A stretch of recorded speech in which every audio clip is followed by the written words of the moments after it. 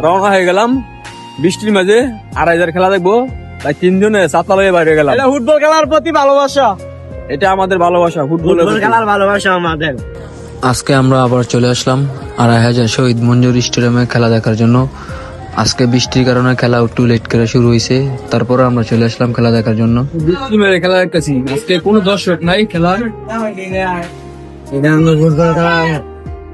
আজকের খেলা অনেক খারাপ হয়েছে বৃষ্টির কারণে, কারণ কোনো দর্শক ছিল না খেলার মাঝে।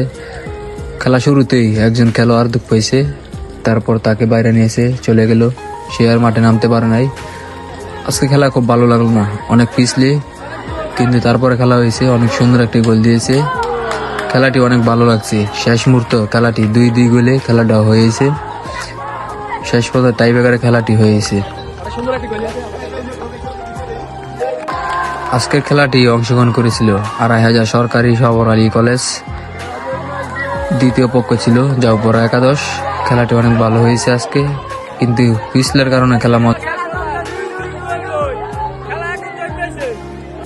2-2 গোলে খেলাটি ড্র হয়েছে। তারপর টাইব্রেকার হয়েছে।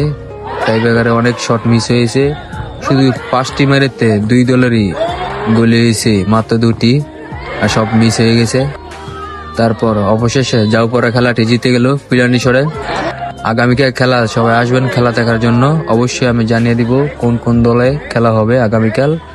সবাই আইডিটাকে সাপোর্ট করবেন, লাইক শেয়ার করে আমাকে আইডিটা বড় করে দিবেন আপনারা। আসসালামু আলাইকুম।